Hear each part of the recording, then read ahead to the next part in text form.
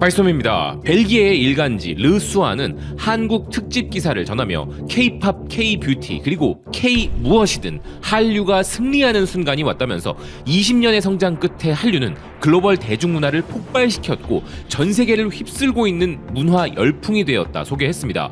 이렇게 한국의 대중문화와 K-브랜드의 가치는 단순히 문화산업을 넘어 보편적인 브랜드 가치로서도 이제 세계적으로 큰 반향을 일으키고 있는 상황인데요. 그리고 당연히 이런 한류의 상업적 가치를 가장 잘 아는 이들은 마케팅 전문가들입니다. 아시아의 마케팅 전문 매체인 마케팅 인터랙티브에서 한류를 주목하고 있었는데요. 이제 막강한 영향력을 가진 한류 스타를 활용하는 마케팅은 글로벌 브랜드에게는 필수적 요소가 되었다는 것입니다. 기사는 먼저 급성장하는 한국의 소프트 파워는 최근 몇 년간 전 세계적으로 빠르게 확대되어 2022년 기준만으로도 이미 세계적으로 2억 명의 한류 팬들을 확보하게 되었다 이야기했는데요.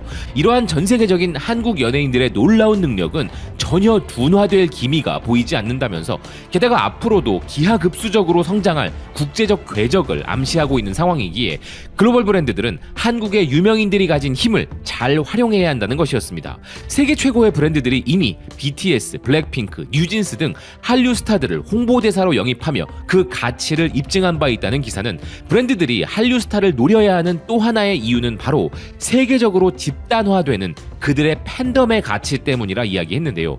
그리고 한류의 이런 기하급수적인 성장을 증명하는 척도 중 하나는 유튜브를 위협하는 플랫폼인 틱톡에 올라온 한류 영상들의 조회수입니다. 틱톡에서 K-팝과 관련한 영상의 조회수는 무려 4천억 뷰에 달하고 있는데요. 필리핀의 일간지 마닐라 볼리트는 K-팝 해시태그 영상이 4천억 뷰를 기록했다면서 한류의 인기는 지속될 것이라 전하고 있었습니다. 또한 유튜브의 아시아 태평양 지역 마케팅 책임자인 애슐리 창은 마케팅 담당자들이 알아야 하는 2024년 주요 트렌드 5개를 소개하면서 5개 사항 모두에 한국과 K-팝이 중요한 참고 요소라 소개하고 있을 정도인데요. 그리고 빌보드 이탈리아 또한 K-팝 매출의 가장 큰 비중을 차지하는 BTS 완전체의 공백에도 불구하고 K-팝의 성장은 여전했다면서 2023년 BTS의 공백으로 K-팝은 휴식기를 맞을 줄 알았지만 그런 예상을 깨고 K-팝은 무려 전년 대비 49%의 성장을 했다는 것입니다. 정국, 지민, 슈가의 솔로 앨범에 뉴진스, 블랙핑크 및 신흥 그룹들의 폭발적 성장으로 미국에서는 실물 앨범 판매 상위 탑10 중 무려 7개가 K-팝 음반이었다는 것인데요. 아울러 디지털 스트리밍 시장에서도 뉴진스와 아이브 등 K-팝 스타들이 완전히 장악해버린 2023년이었다는 것입니다. 이렇게 끝이 없는 성장을 하고 있다는 중요한 증거들이 2023년과 2024년 자료로 쏟아져 나오고 있는 것인데요. 그래서 이탈리아의 마케팅 전문 매체 라 가제타 델 푸블리시타리오는 현재 K-팝은 너무나 거대하고 감당 못할 수준의 영향력을 가지게 되었다면서 시가총액 300조 원이 넘는 세계 최고의 브랜드도 결국 한류와 손을 잡았다 이야기했습니다. 이미 국내 매체들을 통해 알려진 바대로 130년이 넘는 기업 역사상 처음으로 한류와 손을 잡는 혁신적 시도를 한 그 기업은 바로 코카콜라인데요. 그런데 이 소식이 비단 국내에서만 이슈가 된 것이 아니라 코카콜라가 왜 K-팝과 손을 잡을 수밖에 없었는지에 대한 흥미로운 이야기들이 현재 전 세계에서 넘쳐나고 있습니다.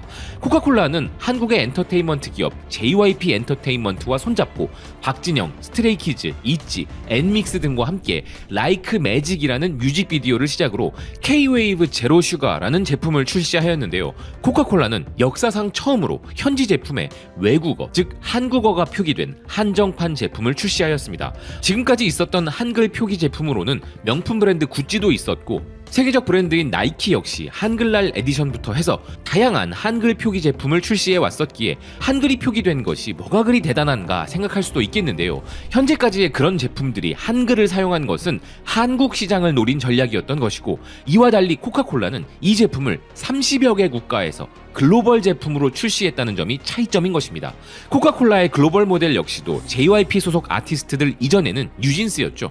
뉴진스와의 전략적인 프로젝트 프로모션을 통하여 이미 뮤직비디오 하나만으로도 1943만 조회수를 올리며 큰 성공을 거둔 바 있는 코카콜라인데, 이런 성공을 거둔 탓인지 좀 더 본격적이고 더 공격적인 한류와 코카콜라의 조합을 노리고 있는 것입니다. 그리고 한류를 선택한 코카콜라에 대해 해외 매체들은 전혀 놀랍지 않다는 반응인데요. 런던 기반의 라이프스타일 매체 원더랜드 매거진은 코카콜라와 한류의 콜라보에 대한 설명으로 코카콜라 글로벌 전략 수석 이사인 오하나 블라드의 설명을 전하고 있었습니다. 그는 이렇게 말했는데요. 2021년 처음 서울을 경험했고 그 당시부터 K컬처에 대해 많은 이야기를 나누었으며 이곳의 에너지를 느꼈고 이를 병에 담아 세상에 내놔야 한다는 대화로부터 시작되었다. 코카콜라 브랜드가 가진 가치와 K-팝이 세계 전역에 미친 놀라운 영향력은 최고의 파트너이다. 코카콜라는 최근 한류 콜라 이전에 크리에이션이라는 프로젝트를 통하여 다양한 맛과 정체성을 담은 새로운 시도를 시작했는데 그 정점이 바로 한류라는 것이었습니다. 미국의 식품 매체 푸드사이디드가 말하는 대로 K-팝이 가진 역동성을 코카콜라가 원했다는 것인데요.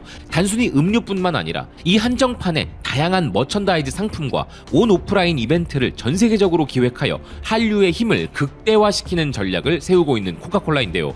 포브스가 전하는 대로 음료 한정판 이외에도 한정판 액세서리, 의류는 물론 JYP 소속 아티스트들의 포토카드와 스페셜 박스까지 판매되고 있으며 온라인 뮤직비디오도 공개하였고 수십여 개국의 K-팝 팬들에게는 한국에서 개최되는 콘서트에 방문할 기회까지 제공하는 코카콜라입니다.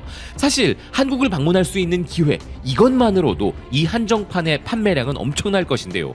그리고 이렇게 공격적인 전략을 구사하고 있는 코카콜라에 대해 이들이 한류를 통하여 얻고자 하는 것은 신제품의 판매만이 아니라 더 큰 목적이 있다고 영국의 광고 전문 매체 더 드럼이 이야기했습니다. 매체는 K-팝 팬들이 주로 10대와 20대인데 이들이 바로 코카콜라의 타겟 연령이라면서 바로 이런 10대와 20대를 지배하는 K-팝 문화를 코카콜라가 노리고 있는 것이라 분석했는데요. 독일 매체 벨트가 틱톡의 데이터를 분석하여 보도한 기사에서도 전 세계 Z세대들의 최신 트렌드를 이끄는 국가는 바로 한국이라는 부분이 드러나고 있었습니다. 그러니 현재 전 세계 젊은 층을 사로잡으려면 한류가 필수적인 마케팅 요소인 것이죠. 그리고 이번 코카콜라 프로젝트에 대한 열정적인 반응들이 스페인어권 국가들에서 쏟아져 나오고 있는 상황인데요. 스페인 매체 메르카 2.0은 대형 브랜드들과 스타들의 광고 캠페인은 항상 흥미로운데 K-팝 세계관과 함께 광고 캠페인을 시작한 코카콜라의 경우는 독점 에디션 음료를 포함한 새로운 경험으로 K-팝 아티스트들을 한자리에 모았고 멕시코에서만 200만 개 이상의 판매 지점에서 38억 상자를 판매하는 코카콜라가 K-팝 스타들과 손잡은 것은 정말 흥미롭다면서 이런 K-팝 스타들과 코카콜라의 모습은 과거에 코카콜라에 대항하기 위하여 펩시가 마이클 제이 폭스와 데이비드 보위, 마이클 잭슨과 함께했던 광고 캠페인들을 연상시킨다는 것인데요. 특히 $500만 마이클 잭슨의 광고 모델 비용은 20세기 역사상 가장 비싼 마케팅 비용으로 기록되었는데 당시 코카콜라는 마이클 잭슨에게 $100만 제시했다가 거부당한 바 있었다는 것입니다. 그리고 당시 펩시가 마이클 잭슨과의 마케팅을 한 이유가 바로 펩시는 젊고 코카콜라는 늙었다는 인상을 주기 위해서였다는 것인데요. 그래서 과거에는 펩시에게 된통당한 코카콜라였지만 이제는 K-팝 스타들을 선점하고 한류라는 키워드를 가져갔다는 것입니다. 그러나 이것은 아르헨티나 매체 인포 키오스코의 표현처럼 코카콜라가 K-팝을 광고 모델로 기용한 것이 아니라 K-팝의 세계에 코카콜라가 입성한 것인데요. 그리고 이런 코카콜라의 이번 전략은 CNN이 이미 지난해부터 K-팝 다음은 한국어의 유행이 될 것이라고 예측한 부분을 그대로 적용한 것이기도 했습니다.